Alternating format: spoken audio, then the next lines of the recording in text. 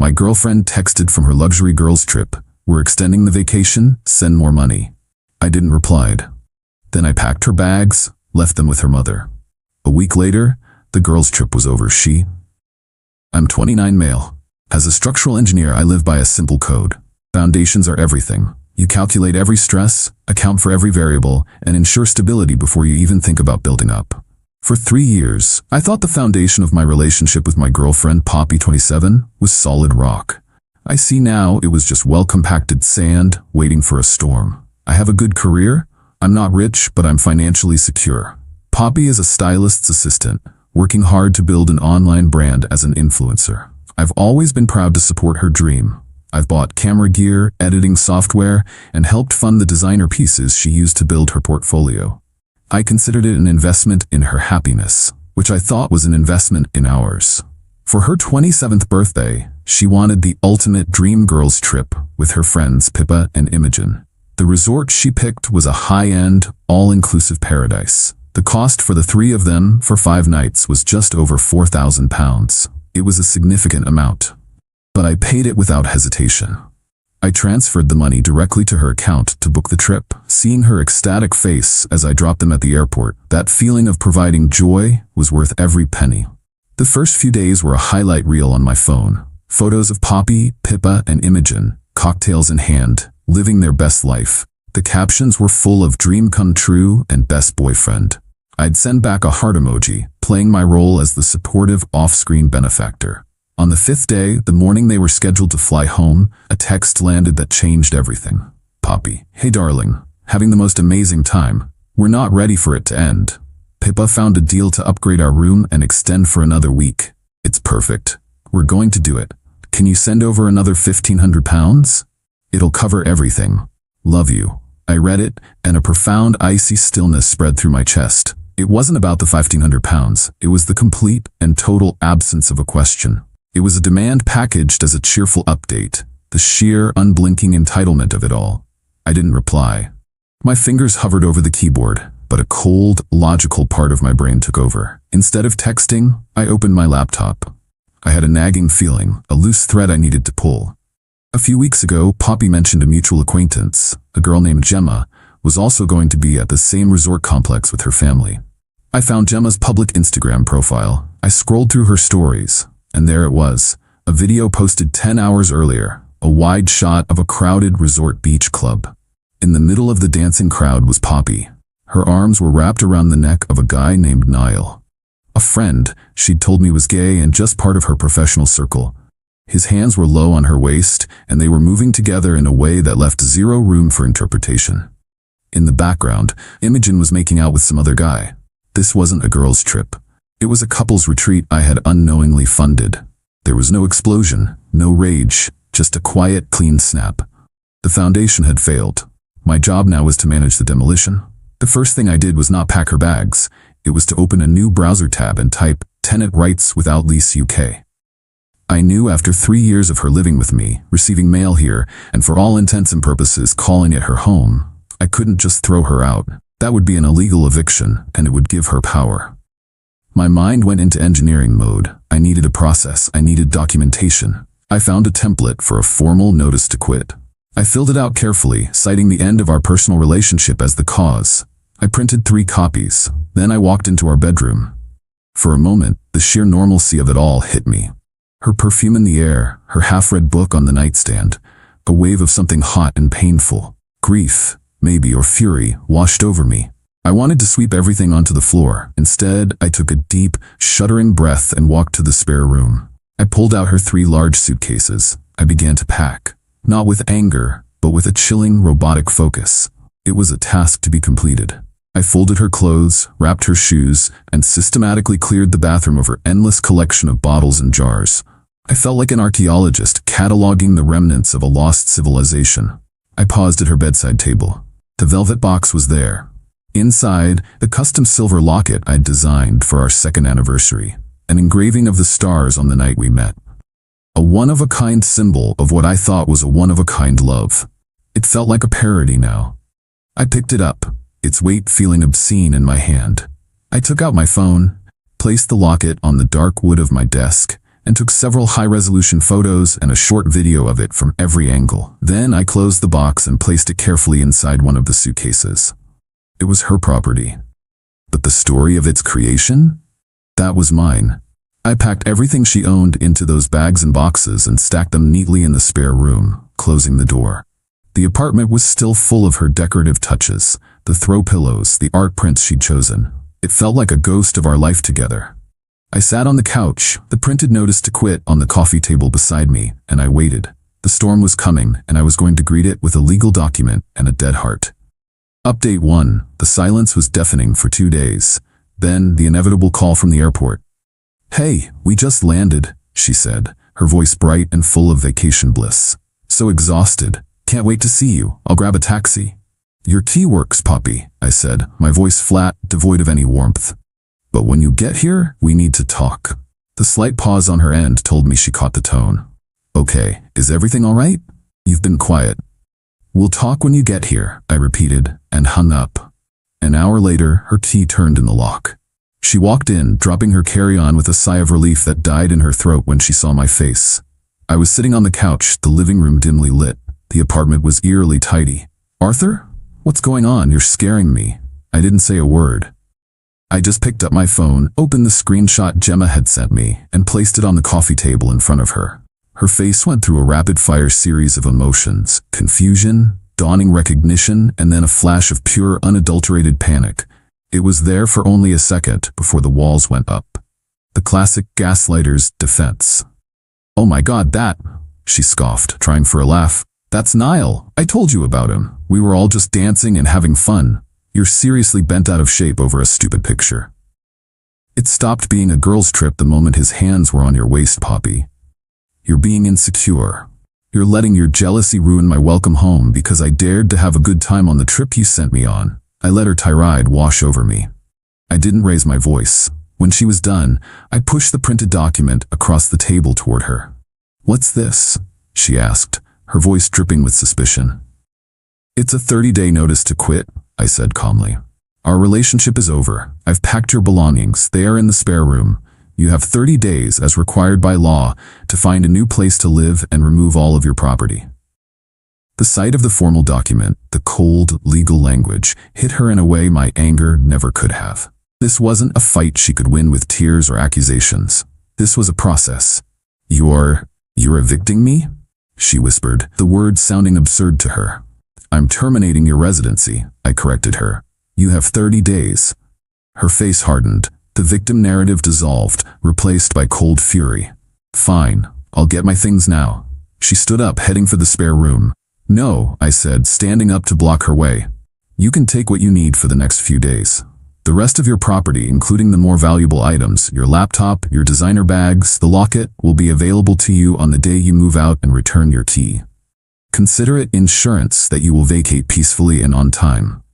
This was the move. I wasn't illegally withholding her property.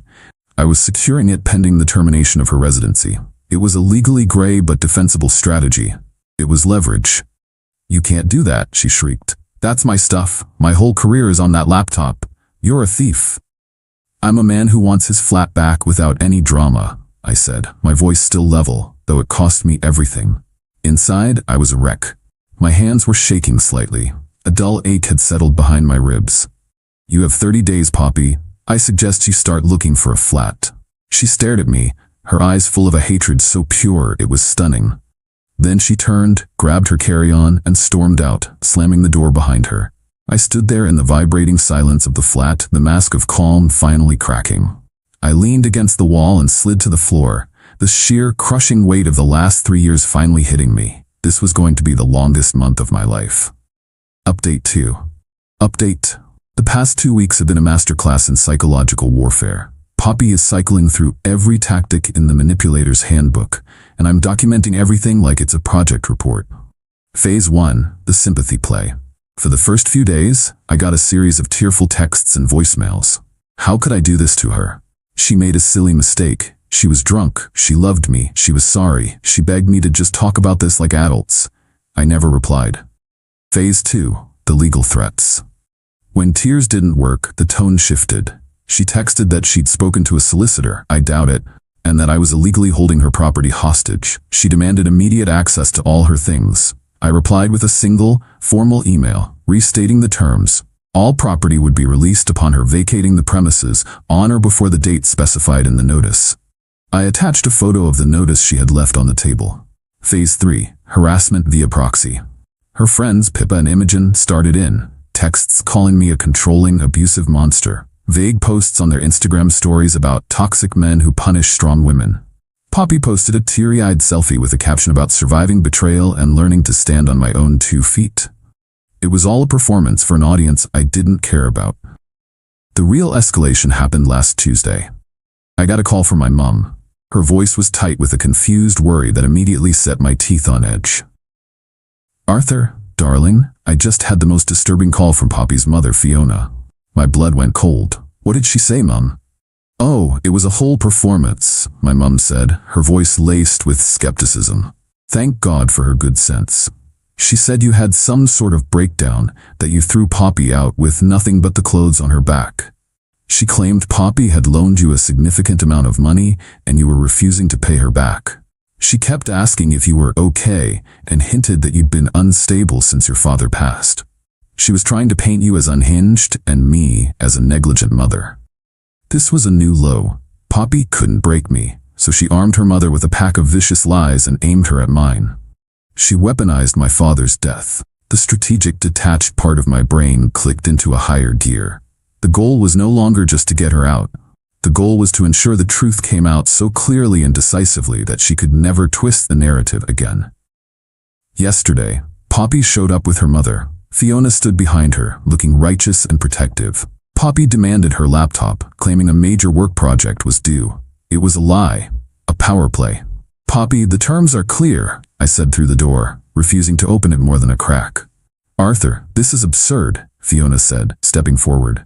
"Give my daughter her things. She told me how you're holding her financially hostage after she was kind enough to lend you money." I just looked at Fiona, a woman I'd had dinner with a dozen times. "You should be careful about the stories you choose to believe, Fiona," I said. Then I closed the door. This is not a clean fight. It's a miserable, draining siege. I've been sleeping on the couch because I can't stand being in the bedroom. I live on coffee and the grim satisfaction of knowing I am following the process to the letter. Every interaction is logged. Every text is saved. 10 more days. The foundation is gone, and I'm just waiting to clear the rubble. Final update.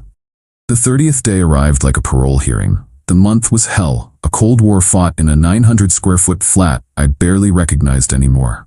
But I stuck to the plan. I documented everything. The move-out was as tense as a bomb disposal. Poppy arranged for her dad, a quiet, weary-looking man, to help her. I had a friend, Graham, come over to act as a neutral third-party witness. I had a printed inventory of all her packed belongings. As Poppy and her dad made trips to the hired van, I stood by, silent and observant. She didn't look at me once. When the last box was out, I presented her with the inventory sheet and a pen. "This is a document confirming you have received all of your personal property as listed," I said. "Please sign it, and I will need the key back." She shot me a look of pure venom, but signed the paper. Graham signed as a witness. She slapped the key on the counter. The transaction was sterile and final. She walked out of my life and I locked the door behind her. The silence she left was the most peaceful sound I'd ever heard. For 2 weeks, I did nothing. I deep-cleaned the flat, rearranged the furniture, and reclaimed my space. I started sleeping in my bed again. The anger and pain began to recede, leaving behind a sort of bruised quiet. Then, I executed the final phase of my plan. I launched a professional design portfolio website I'd been building for myself. The centerpiece was a blog post titled, "The Polaris Locket, a Study in Sentimental Design and Fabricated Narratives." I used the high-resolution photos and the video I took of the locket. The post was my story, told through the lens of my craft. I wrote about the inspiration, capturing a moment of pure trust.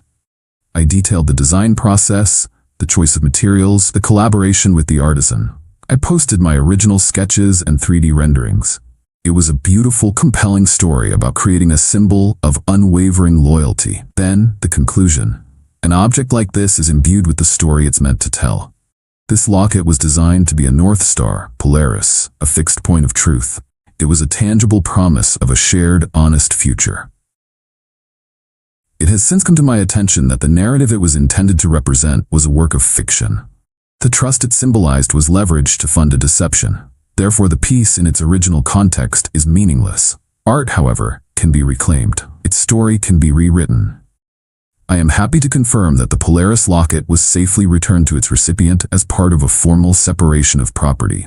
Its story is now hers to tell. My smile as the designer is one of moving on, and a reminder that the most beautiful designs are meaningless without a foundation of integrity. My next project will be a study in resilience. I shared the link on my LinkedIn and my professional Instagram. I tagged the artisan who, having heard a sanitized version of the breakup from Poppy, was fascinated by my side of the story and shared it, commenting, "An artist's work always has a story. This one is powerful." The fallout was quiet but absolute. I didn't have to call Poppy a liar or a cheater. My post was calm, professional, and classy. It was also undeletable and devastatingly specific. By confirming I had returned the locket, I neutralized any claim that I was a thief. I simply told the truth about my art. Poppy's social media world, which is smaller than she pretends, saw it. Her vague posts about a toxic ex now looked foolish and dishonest. The story I heard from Graham, who has friends in that circle, is that the guy Niall wanted nothing to do with her drama, especially when he realized she had no money of her own. Her friendship with Pippa and Imogen fractured completely under the weight of the credit card debt they had racked up for the extended trip, a bill they had all expected me to pay. I did get a few comments calling my post passive-aggressive. I didn't care. They were drowned out by messages of support. It wasn't a perfect, clean victory. A public move like that never is. It left me feeling exposed, but it was necessary. Life is quiet now. It's not happy ever after. There's a scar, a new layer of cynicism I carry with me. The knowledge that I was seen as a walking wallet is a bitter pill. But the flat is finally mine again. The other night I found myself sketching at the kitchen table, designing something new. Not a locket, a bridge. Something built to withstand unexpected stress with deep foundations and an honest design. It's a start,